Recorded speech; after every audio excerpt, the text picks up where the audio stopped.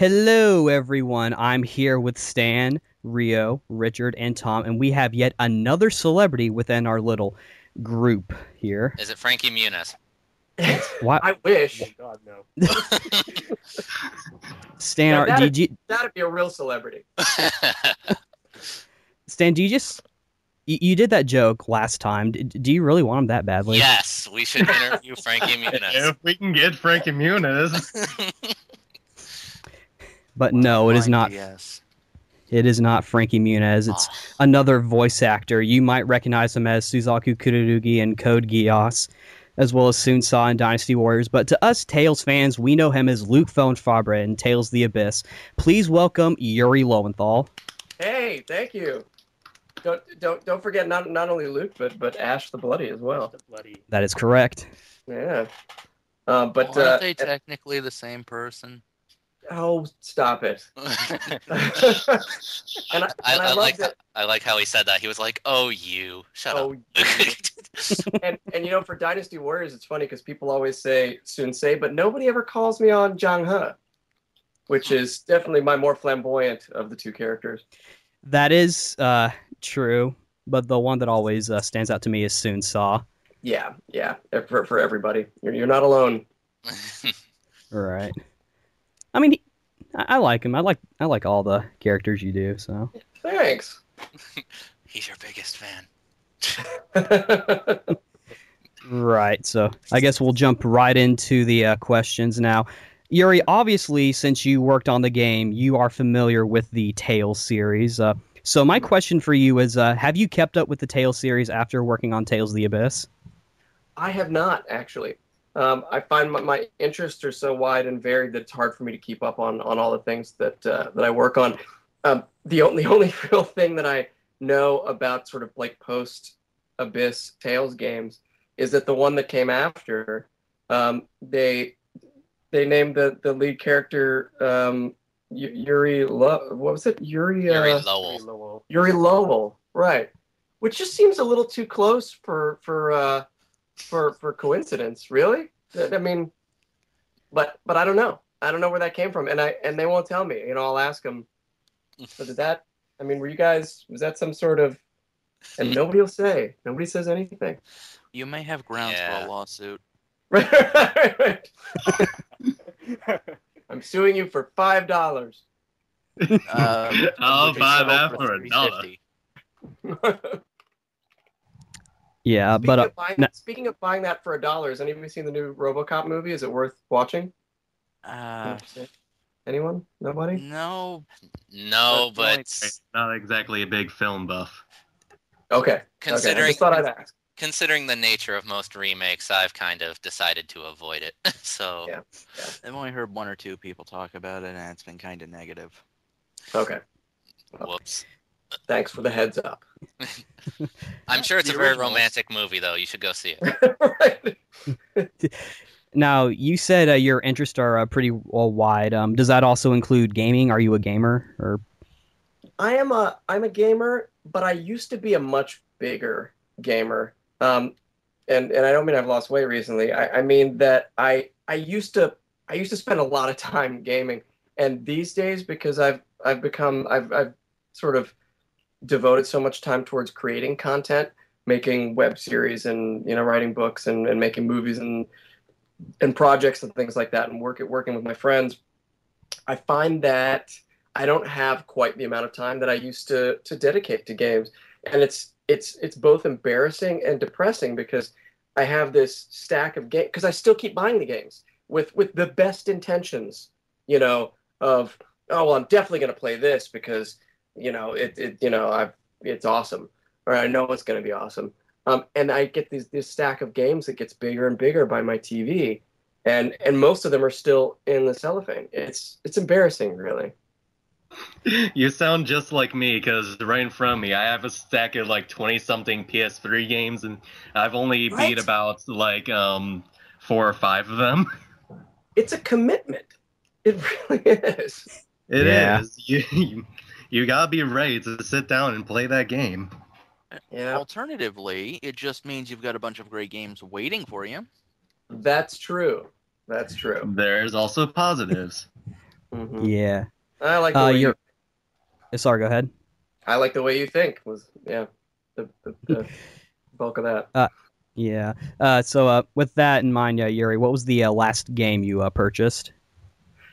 The last game I purchased was probably Saints Row the Fourth. I like I that game. think. It's Yeah, pretty good for goofing around if you have the time.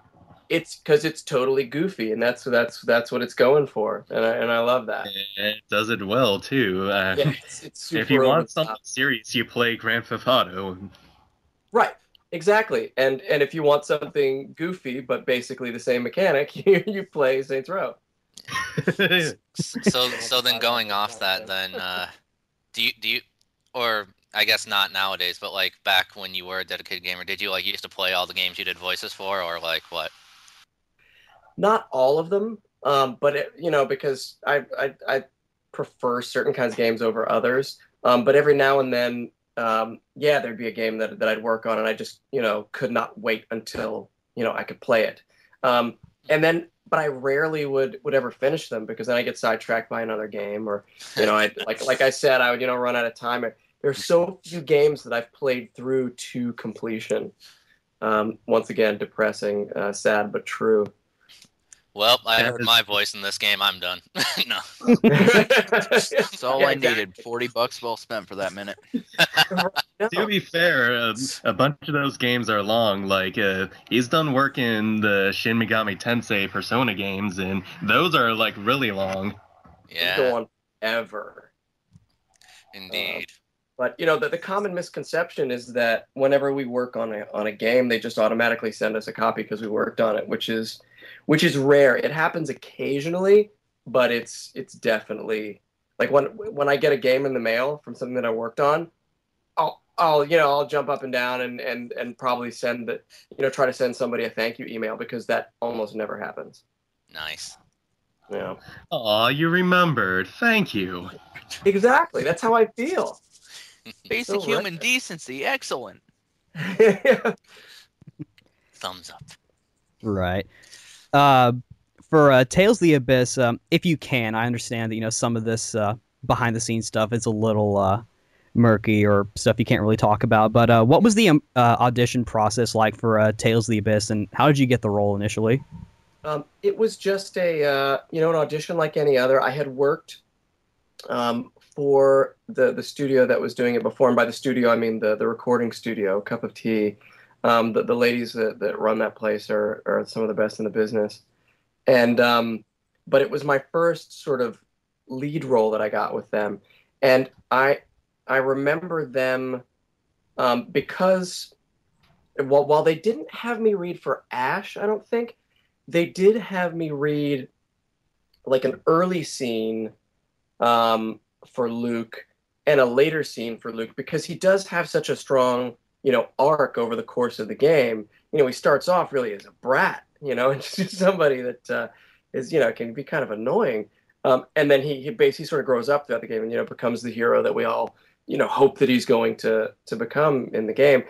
And I think that was an important part of the audition because they wanted to see that whoever they cast could nail both that, the bratty version and then the more sort of hero version. And so that was kind of interesting because that doesn't always happen for an audition. Usually they give you a few lines and they're all pretty much the same. But with this one, it was a change up. So that was kind of cool, and I was super excited to get it when I found out afterwards that it was going to entail lots of sessions because a lot of these games, as big as they are, sometimes they'll only have you in 2 or 3 times and they can get all the stuff in. But this was really extensive and took several weeks to do. Yeah. Interesting. Ryan, you don't mind if I pop in a question, right? Oh, yeah, go ahead. All right. Yuri, something that I was curious about while studying acting in university. I was wondering for voice actors when they have to voice two characters and when they interact, I usually would have perceived it like being a bit of a challenge. But these characters have different personalities. With Luke and Asch, though, they're essentially by design the same character. How did you find it a challenge to voice these two characters as they interact with each other throughout the game, or kind of curious about that? It was interesting, and I know it was important. You know, when with the director, when we were working on it, it was very important that we distinguish the two characters so that they are, while they're the sort of the same person, you know, two sides of the same person, they have to be distinct. And so we did work on making the two of them distinct. And yeah, it's always a super cool, you know, challenge as an actor to, I mean, you know, talk to Andy Serkis about, you know, playing, you know, Gollum and Smeagol. And that guy's a whiz, and he'll go back and forth in conversation, you know, on a dime. And now Liam O'Brien is doing very much the same thing with the same characters. And I think any actor will tell you that they love doing that. And any director will tell you that you have to take a lot of care with it, because otherwise it sounds like, you know, the same actor doing both of the lines, you know, and basically the same character, which is what you got if anybody played Fallout New Vegas. It was basically me and Liam played all the NPCs, and they didn't have us change up the voice all that much. And so sometimes you'll talk to one guy and he'll say, "Go talk to that guy over there. He's got the information." And you go over and talk to that guy, and it sounds the same. You know, it sounds like me again, or it's, you know, Liam talking to him. But because those games are so massive, and they never know how, you know, characters are going to interact, or, you know, if or when. It's hard to say exactly if your two characters will ever talk to each other. But in this game, they were much more careful about making sure that there were distinct qualities between the two. But yeah, it was definitely fun for me. Nice. Yeah. That actually reminds me, I was running through Fallout New Vegas recently because I got Ultimate Edition on Steam. Came with all the DLC, and it was only $5, so why not? And every time I heard someone, I was just like, wait a diddly darn minute, that sounds familiar. Yep. Go talk to that guy. Teleports. Okay, I'm here. What? Same guy. Exactly. Bye, Yuri. Hi, Yuri. Now, my next question: if given the chance for you to reprise your role as Lucre and Ash, is there anything you would do different with how you did, or would you keep it all the same, or what would you do? Well, I think first it'd be a challenge for me to remember exactly what the hell it was I did, because it's been so long now.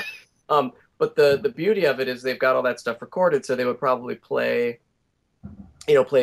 samples of both of the characters for me to listen to again.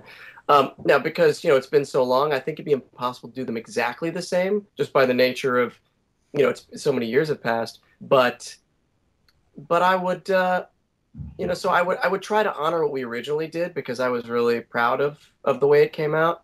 But I think it'd be impossible to do exactly the same. I've changed, you know, since then. But it was, I think we struck a good balance. So yeah. But then again, you know, I could, you know, show up for a session like that. I'm not saying we've got anything in the works, but I would love to, you know, if they ever, you know, did any more. You know, they took the anime to Canada, so we didn't have a shot at that. But if I ever went back, it would also be up to the directors and producers, you know, to say, hey, we want you to do exactly what you did before, or hey, we want to change it up a bit, because unfortunately I have to listen to them too. I can't do whatever I want. Well, hey, Yeah.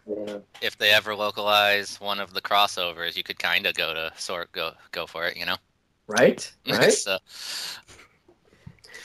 Sorry. Go ahead, Richard. Sorry. No, it's all right. Something I was wondering as well. I know, again, as Ryan has mentioned, it is a little murky regarding your role in the biz. But what was the most memorable scene you recall recording as Luke?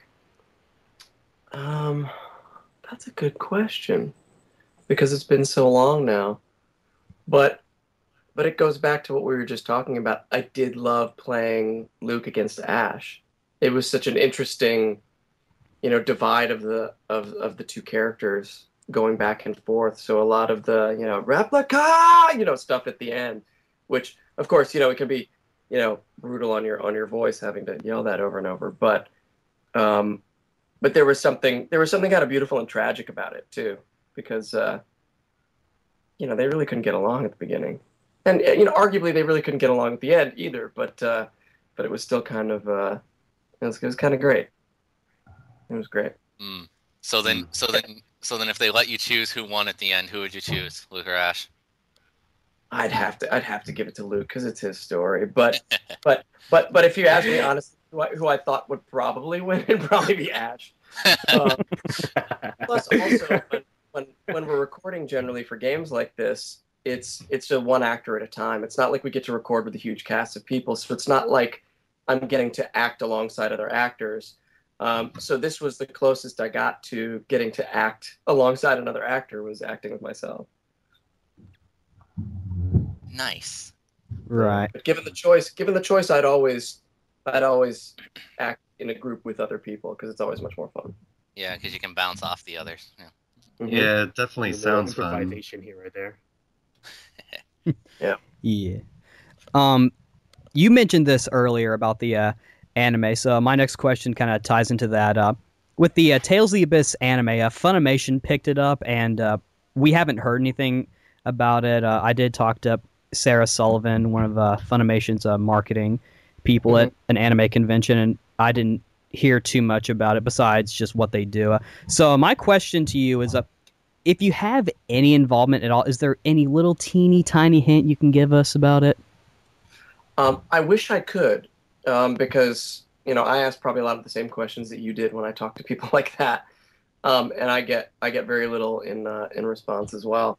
I mean, they certainly haven't approached, as far as I know, any of the original actors from the game to for the localization. So I wish I could tell you something. Now, of course, if I had worked on it and they made me sign an NDA and I couldn't tell you about it, I would still say the same thing. I would say, I don't know, man, I can't. I wish they had.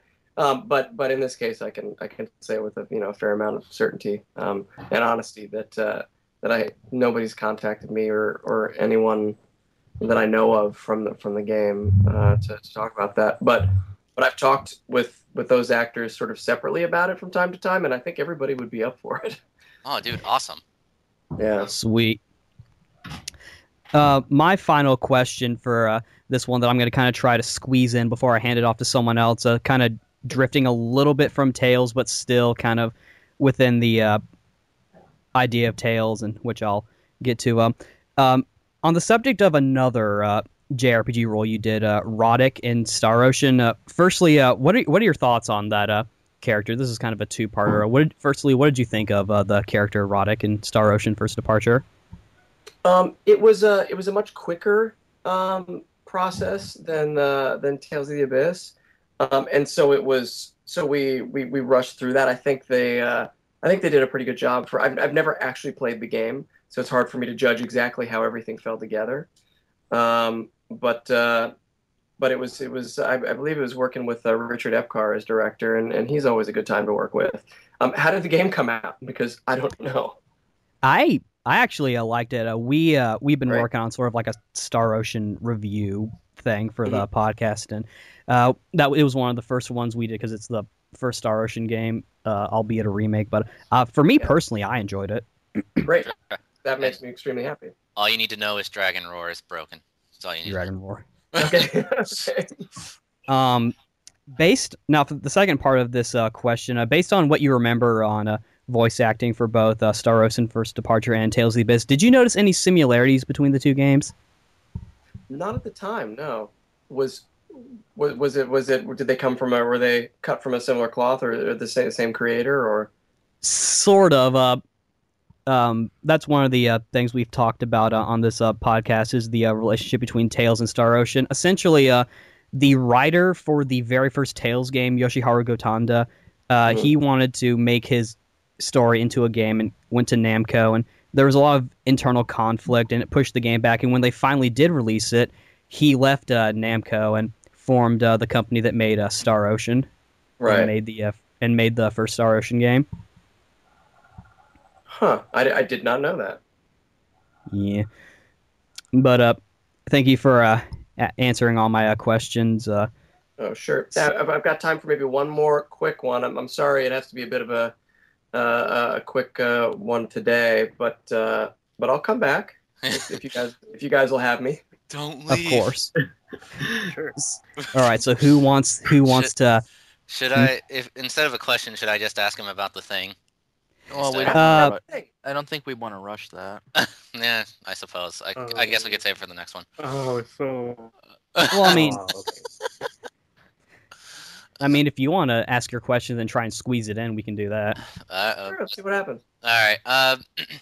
Then I just have only one Abyss-related question then, unless someone else has one they want to ask instead. Go for it. Mine can wait. Okay. I'm good. So, basically, I was just wondering. I mean, you sort of answered it through your exposition already, but I was just wondering, throughout your recording process of both Luke and Asch, what did you kind of make out of the relationship in general, so to speak? I mean, what I got out of it, it's once again, it's been a while, but it was. I mean, I've always wished that somewhere, out there that I had some sort of clone or some sort of twin separated at birth, and I always wondered how they would develop differently than me. Mm-hmm. So it was fun to explore that relationship, because I always assume that I'm much more of a badass than I actually am in real life, and then it's always sort of thrown in my face that I'm not quite the badass that I think that I am. So I've always hoped that somewhere out there I've got an evil twin that's 10 times the man that I am. So it was fun to explore that part of the relationship. Now I don't know if where you were going with that question was if you were trying to ship us or not, but because I'm always happy to go down that way. It's honestly it's all the fangirls, to be honest. So All of them. try to let that Right, fly over. right. Done to I'm death. Sure. Try to let that fly over. Let's just say for all the fangirls out there who may be listening, that's what you assumed was happening or what you hoped is exactly what was happening. Done. Let's make them happy. You have the official word here, ladies. Right? Canon. Yep. But Now it's canon. it's funny you mentioned the twin thing though, because in the crossovers that never got localized, Luke and Ash are twin brothers in that. See, perfect. Yep. So there you go. Well, thank you guys. Like I said, I'm sorry this one had to be a bit of a intro quick version, but let's come back and do it again. Yes. Oh, Yeah, thanks for sure. showing up to begin with. Oh, you bet. Enjoy your Friday night. I know it's later where you are than where I am, but enjoy, and I'll see you guys next time around. All All right. right. Yeah, have a good night. Good All night. right. Thanks a lot.